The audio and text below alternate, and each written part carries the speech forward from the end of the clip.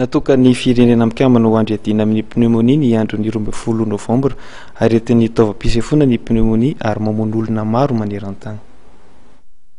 Aretina voalohany maneran-tany mitarika ny fahafatesana ankizy latsaka ny 5 taona ny pneumonie.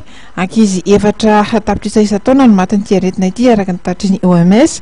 Ankizy iray isaky ny 10 sekondra tokoa mantsy no mantiny izany ary nivana amin'ny 9 isan-jaton'ny tranga dia aty amin'ny firenena andalam-pandrosoana avokoa. Raha ny zava-misy eto Madagasikara dia aretina voalohany manana tapafatesana ambony 7 isan-jato an'ny zazalatsaka ny 5 taona izy ity. Ary 5.7 isan-jato ny fahafatesana eny anivon'ny hôpitaly Fitsabona. Aretina mpahazo ny taovam-pisefoana ny pneumonie ary toy izao no nahafantarana fa voan'ny pneumonie ny olona iray. Dia rehefa avy eo ilay olona dia lasa sempotsempotry izy. Rehefa misy an'izay hoe tapitapika eo anao, mikohaka, manavinavy, maty-hoditra, ohatrany tena tonga dia malemilemy be anao, dia misy température ambony be dia avec hoe marary be tratranao avec hoe reoka marron zay rehefa pneumonie zay ary dia tena tsotra kely mihitsy n'ilay izy. Azo tsaboina nefa ity aretina ity ary soroana ihany koa ny mpitsabo ihany.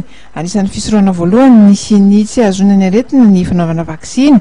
Ankoatran'io dia misy ny fepetra hafa tokony tanterahana isoroana ny aretina. Raha vao mitranga zany ny pneumonie izay efa fantatratsika ny fitrangany dia voalohany indrindra ny fanatonana ny tobim-pahasalamana.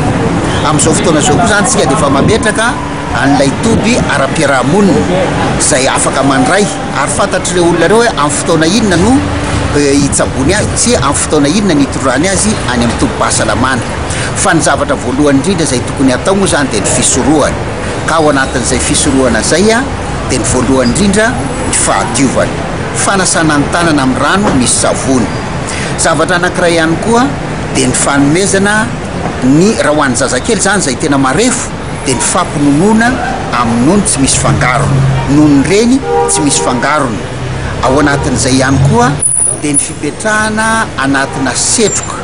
Amin'izao fotoana izao moa ny fanjakana zany dia efa namena hoe le fifohana sigara ao amin'ny efitrano zany dia tena tokony fadiana zay zavatra zay mba hiarovana an'izay le ohatrany hoe aretina amin'ny taovam-pisefoana.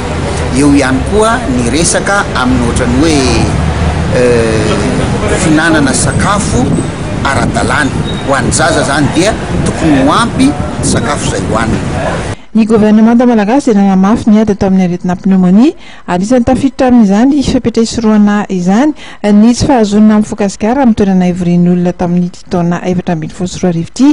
Androany moa dia nisy ny famelabelaran-kevitra ny karakarain'ny ministera ny fahasalamana nentina indrindra ny ampahafantarana ny aretina pneumonie.